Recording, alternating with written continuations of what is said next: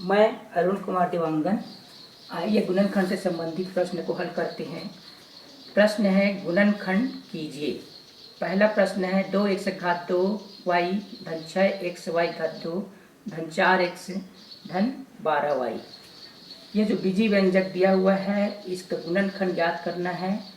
यानी ऐसे कौन कौन से बीजी व्यंजकों का गुणा है ये उसको ज्ञात करना है।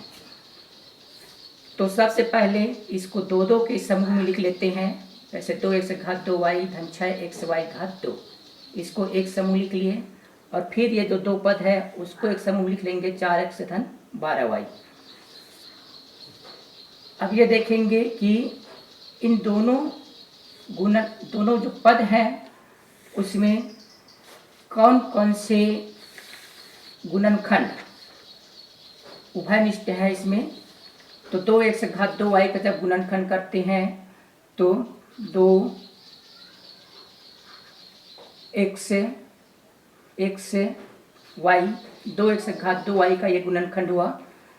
उसी तरह 6xy घात 2 का गुणनखंड करेंगे तो 2 गुणित 3xy y।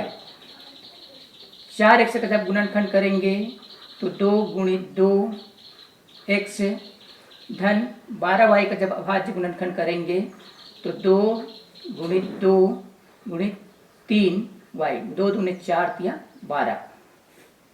अब 2x घात 2y धन 6xy घात 2, इन दोनों में इनके गुणनखंडों में कौन कौन से गुणनखंड उभयनिष्ठ है इसको देखते हैं। तो 2 दोनों में है, x दोनों में है और y इन दोनों में है। तो 2xy दोनों का ही उभयनिष्ठ गुणनखंड हुआ तो इसको लिख लेंगे 2xy। फिर जो बचता है उसको एक साथ एक कोष्टक में लिख लेंगे x धन 3y।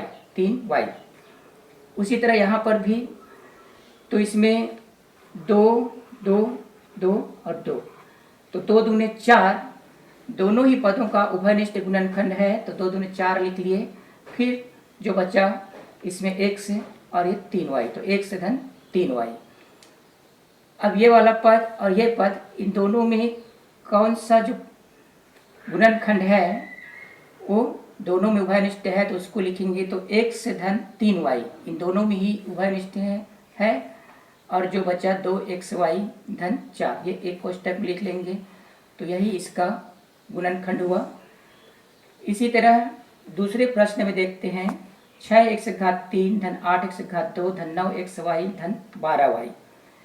इसको भी दो दो के समूह में लिख लेते हैं। 6x घात 3 धन 8x घात 2 ये एक समूह हुआ और 9xy धन 12y ये एक समूह हुआ। अब इन दोनों में कौन कौन से गुणनखंड उभयनिष्ठ है उसको देखेंगे।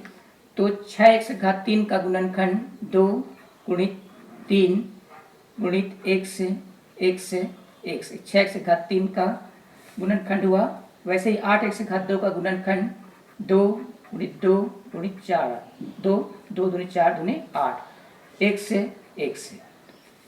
9xy का गुणनखंड 3 गुणित 3 xy 3 के 9xy। 12y का गुणनखंड 2 गुणित 2 गुणित 3 2 दूने 4 के 12y। अब 6x घात 3 धन 8x घात 2 में उभयनिष्ठ गुणनखंड कौन कौन से इसको देखते हैं। तो 2 2 उसी तरह x मतलब 2 और x गुणित 1 2x घात 2 इसका उभयनिष्ठ गुणनखंड हुआ। और जो बचा 3x धन और इस 2 दूने 4 इसको एक कोष्टक में लिखेंगे। इसी तरह यहाँ पर 9xy धन 12y में उभयनिष्ठ गुणनखंड देखते हैं तो 3 इसमें है 3 है y है और y है, तो 3y इन दोनों में है उसको लिए उभयनिष्ठ। अब जो बचा इसमें 3x धन और ये 2 दूने 4 इसको लिख लिए। इस पद में और इस पद में इन दोनों में ही 3x धन 4 दोनों में ही उभयनिष्ठ है तो उसको लिख लिए। और यहाँ बचा है 2x घात 2 धन 3y, इसको एक कोष्टक में लिखेंगे। तो इस तरह ये इसका गुणनखंड हुआ।